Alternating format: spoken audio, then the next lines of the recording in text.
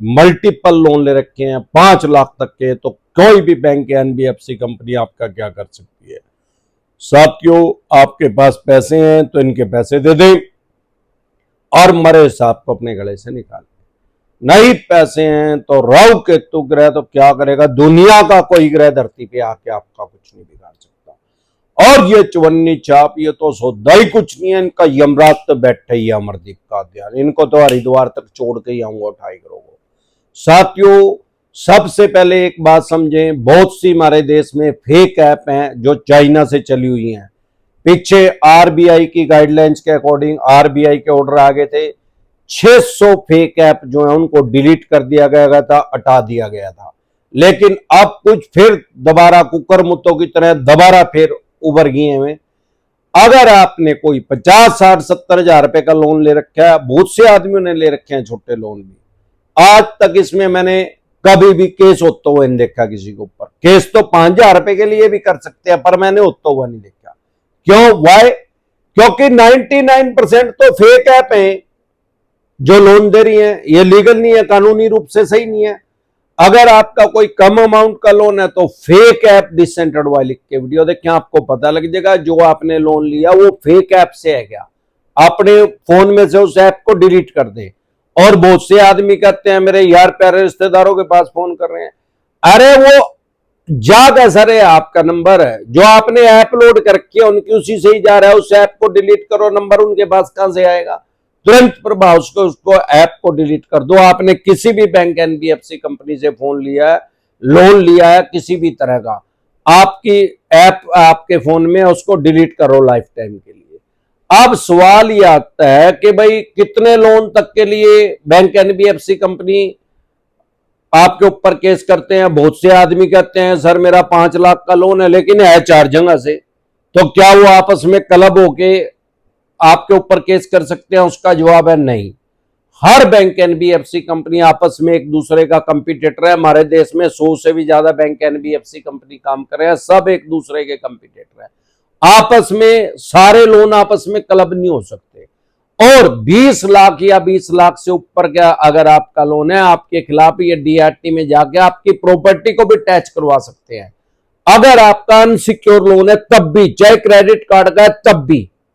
अब वो unsecure loan में भी प्रॉपर्टी टैच हो सकती है। क्या कारण है? डीआरटी कोर्ट का नाम है, ये फाइनेंस डिपार्टमेंट के अंडर ही काम करती है, डेब्ट रिकवरी ट्रिब्यूनल। इसका मतलब यही है कि जो फंसा हुआ पैसा है उसको मार्केट से निकालना। लेकिन उसमें एक कंडीशन है, 20 लाख या 20 लाख से ज्यादा का होगा तो वो डीआरटी में जा सकता है। 20 लाख रुपए से 1 रुपया भी कम होगा तो डीआरटी में जा ही नहीं सकता, वहां कंसिडर ही नहीं होगा वो। हाँ, अगर 20 लाख से कम का आपका लोन और एक ही बैंक एनबीएफसी कंपनी से एक से ज्यादा लोन है, आपने 3-4 लोन ले रखे एक ही बैंक से, वो आपस में उनको जोड़ देंगे। फिर वो 5 लाख का है, 7 लाख का है, 2 लाख का है, 12 लाख का, सारों को आपस में जोड़ देंगे। क्रेडिट कार्ड की लिमिट भी आपस में जोड़ देंगे। अगर वो सारा जोड़ने से 20 लाख या 20 लाख से ज्यादा का हो गया तो वो आपके खिलाफ डीआरटी में जाके आपकी प्रॉपर्टी को टैच करवा सकते हैं। ये बात सारी मद्देनजर रखें। अब सवाल यह आता है कि ज्यादातर 5 लाख रुपए तक के लोन के लिए भी लोगों के ऊपर केस क्यों नहीं होता? अरे किसी भी तरह का आपके ऊपर केस करने के लिए सबसे पहले आपके लोन को एनपीए में डालना पड़ेगा। एनपीए का मतलब है नॉन परफॉर्मिंग एसेट, ऐसा पैसा जो बैंक या एनबीएफसी कंपनी को फायदा नहीं दे रहा। जब तक आपकी 3 लोन की ईएमआई डिफॉल्ट नहीं होती तब तक आपका लोन एनपीए में नहीं जा सकता। 3 ईएमआई डिफॉल्ट होने का मतलब 90 दिन या 92 डे है, 92 दिन। 92 दिन से पहले आपका लोन एनपीए में नहीं होता। 92 दिन क्यों है भाई? 3 महीने तो 90 दिन में आम आदमी करे, 90 दिन में हो जाएंगे पूरे भाई। अगर आपका लोन जून में डिफॉल्ट हुआ, जून, जुलाई, अगस्त, जून के 30 दिन, 31 का जुलाई का महीना और अगस्त का भी 31 का, तो टोटल हो गए 92 दिन। इसलिए अगर उसको 90 दिन में करें तो 3 महीने पूरे ही नहीं हो सकते। तो इसीलिए 92 दिन का, 92 डेज का जब पीरियड पूरा हो जाएगा, आपका आपने पैसे नहीं दिए तो आपका लोन एनपीए में जा सकता है।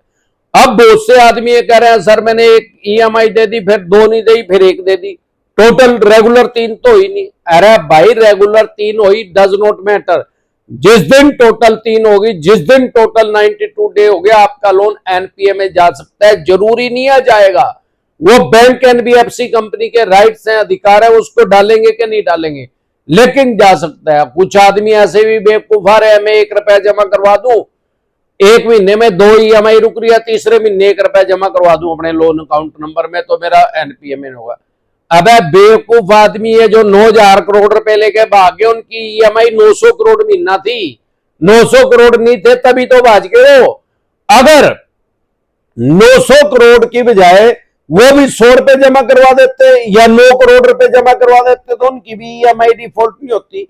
ऐसा बेवकूफाना बड़ा क्वेश्चन खुद से क्रिएट ना करें, अपना दिमाग का इस्तेमाल करें। जितनी आपकी ईएमआई, अगर उतना ही पैसा भी आप भरोगे, 2 ईएमआई डिफॉल्ट होने के बाद तीसरी आपने पूरी भर दी, वो भी बन के भाड़े में जाएगी, वो सारी ब्याज प्लेंटी जुर्माने में जाएगी, क्योंकि बहुत सी एनबीएफसी कंपनियां तो ब्याज प्लेंटी जुर्माना इतना लगाती हैं, वो 2-3 ईएमआई डिफॉल्ट होने के बाद 1 ईएमआई जितना तो उनका ब्याज प्लेंटी जुर्माना हो जाता है।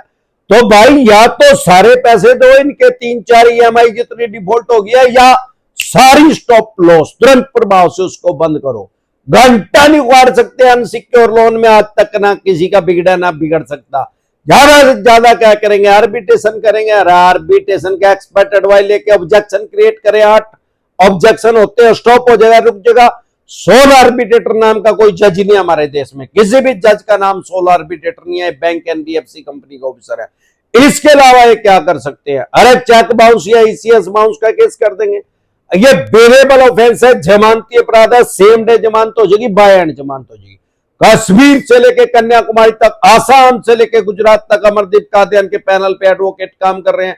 आपको अपनी बेल करवानी है, जमानत करवानी है, आपकी स्क्रीन पे नंबर आया हुआ है, उनको सेव करके व्हाट्सएप मैसेज करके आप मेरी टीम से अपॉइंटमेंट ले सकते हैं। अगर आप हमारे से पर्सनल मीटिंग करना चाहते हैं, पर्सनल एडवाइस लेना चाहते हैं, 5 स्टेटों में हमारे ऑफिस है। ऐसा कोई भी देश में फाइनेंशियल एडवाइजर नहीं है जिसके 5 ऑफिस है। अमरदीप कादियान के हैं, क्यों? क्योंकि अमरदीप कादियान किसी को बेवकूफ नहीं बनाता, और ना ही हमें किसी को बेवकूफ बनाने की जरूरत है। सिर्फ एक तरह के नोटिस का जवाब देना मैंडेटरी है, जरूरी है, आर्बिट्रेशन का। उसके अलावा किसी भी तरह के नोटिस का कोई जवाब नहीं देना। 1 साल में 65 तरह के नोटिस भेजता है बैंक, तो फिर 65 तरह के जवाब दोगे भाई, वो उसका यूजलेस है, वो उसको कंसीडर ही नहीं करेंगे, उसको मानेंगे ही नहीं। साथियों, 5 स्टेटों में हमारे ऑफिस हैं। अगर आप हमारे से पर्सनल मीटिंग करना चाहते हैं, पर्सनल एडवाइस लेना चाहते हैं, सिक्योर लोन में भी सेटलमेंट होता है। ना तो मैं सेटलमेंट करवाता, ना दुनिया के अंदर कोई आदमी ऐसा है जो आपकी सेटलमेंट करवा दे। हाँ, हर काम के अंदर लूप होल होते हैं, उनको यूज करके, निंजा टेक्निक यूज करके बन लो तुम्हारी जेल से फरार। ये निंजा टेक्निक हम लोगों को बताते और सिखाते हैं, सारे देश में जाता हूं अमरदीप कादियान। 5 स्टेटों में हमारे ऑफिस है। अगर आप हमारे से पर्सनल मीटिंग करना चाहते हैं, पर्सनल एडवाइस लेना चाहते हैं, फिर आपका लोन 2 करोड़ का है, 5 का है, 25 का, 50 करोड़ का, डज नॉट मैटर कितने करोड़ का या कितने अरब रुपए का आपका लोन है। लोन से रिलेटेड जो भी डॉक्यूमेंट्स आपके पास हैं, वो सभी लेके आप मेरे से पर्सनल मीटिंग कर सकते हैं, पर्सनल एडवाइस ले सकते हैं। 5 स्टेटों में हमारे ऑफिस हैं। अगर आप दिल्ली से देख रहे हैं तो सीपी में कनॉट प्लेस में हमारा हेड ऑफिस है, वहां पे पर्सनल मीटिंग करने के लिए आप अपॉइंटमेंट ले सकते हैं। अगर हरियाणा से देख रहे हैं तो कुंडली में, पंजाब से देख रहे हैं तो लुधियाना में, मुंबई से देख रहे हैं तो गोरेगांव में, गुजरात से देख रहे हैं तो अहमदाबाद, दिल्ली दरवाजा पे आप हमारे से पर्सनल मीटिंग कर सकते हैं, पर्सनल एडवाइस ले सकते हैं। उसके लिए आपको पहले अपॉइंटमेंट लेनी पड़ेगी पर्सनल मीटिंग करने के लिए। ऐसे डायरेक्ट हमारे से कोई नहीं मिल सकता। जो हमारा हेड ऑफिस है दिल्ली, वहां तो 4-4, 5-5 दिन की वेटिंग लिस्ट में भी लोग बैठे रहते हैं। साथियों, एक बार जोर से मिलकर नारा लगाएंगे, जय ससुराल।